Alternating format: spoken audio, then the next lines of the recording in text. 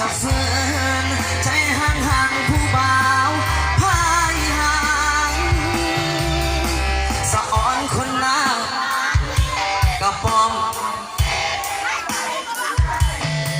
คนที่ห่างกลับมาเปลี่ยนไป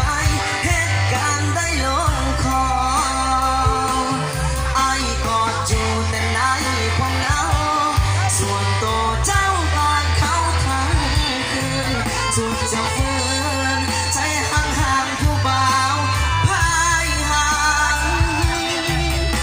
สะอ่อนคนหน้าตาดีกระปอมเปลี่ยนสีไปจนได้คนที่ห่างกลับมาเทียบใจเหตุการณ์ได้ลงคอขอโทษที่ห่างจะเหตุแบบนี้ได้บ่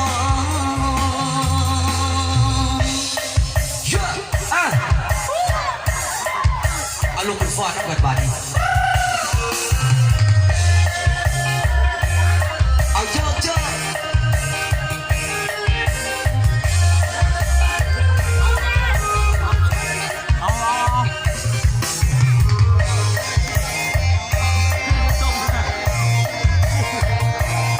มองไปทางไปห้างกันแล้วกันพี่นี่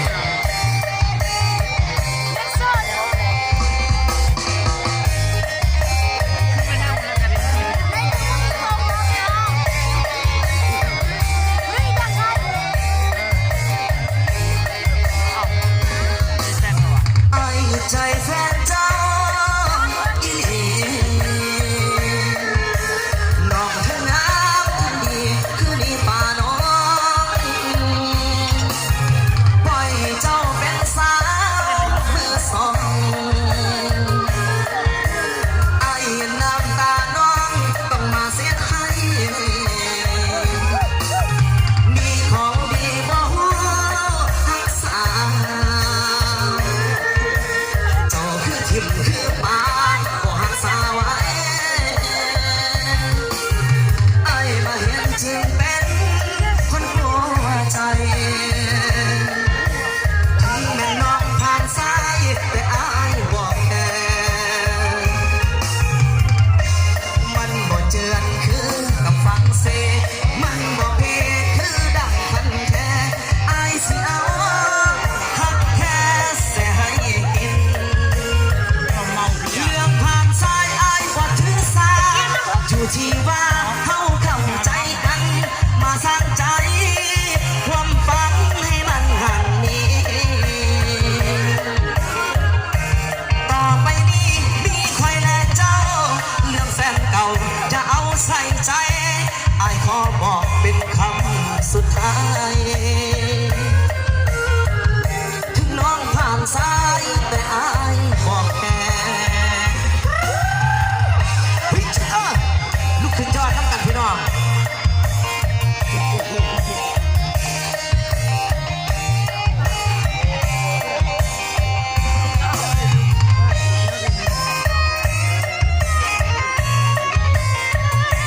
มาเต้นอาหารก็ได้เด้อ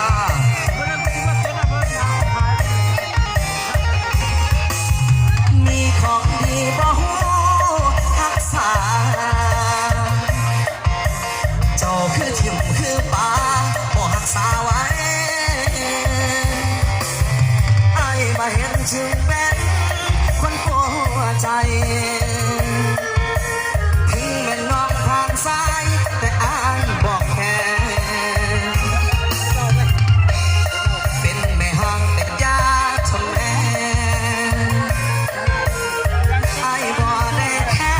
อดีตของน้อง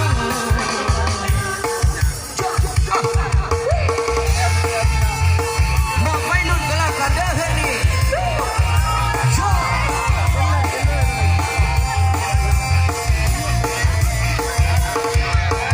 บอกมันเลยความจริงอย่าอ้างเหตุผลที่เจ้าต้องไป